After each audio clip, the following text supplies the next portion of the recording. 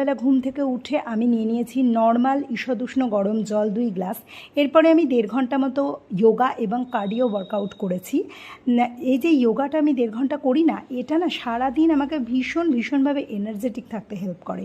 তো যোগা করার পরে আমি নিয়ে নিয়েছি 5টা মতো ভেজানো কাঠবাদাম আর 2টো খেজুর।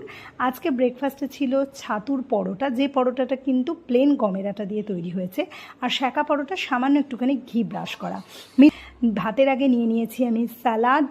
আর লাঞ্চের আজকে অবস্থা ভীষণই খারাপ, দেখো কোনো ক্রমে আমি মাছের ঝোলটুকু রান্না করতে পেরেছি, তাও মাছগুলো ভেঙে গেছে কীরকম। তো আমি লাঞ্চ করার মোটামুটি আধ ঘন্টা পরে নিয়ে নিয়েছি ঘরে পাতা 1 বাটি টক দই। আর এরপরে বিকেলবেলা আমি নিয়েছি 1 কাপ গ্রিন টি। আর বিকেলবেলা আমি একটুখানি ওয়েট ট্রেনিং করছি বাড়িতেই কিছুদিন, কারণ হ্যান্ড ব্যালেন্সের বিভিন্ন ধরনের যোগাগুলো করার জন্য হাতের একটু শক্তি বাড়ানোর প্রয়োজন হয়। তো যথারীতি আমার প্রচণ্ড খিদা পেয়ে গেছিলো ডিনারে, আমি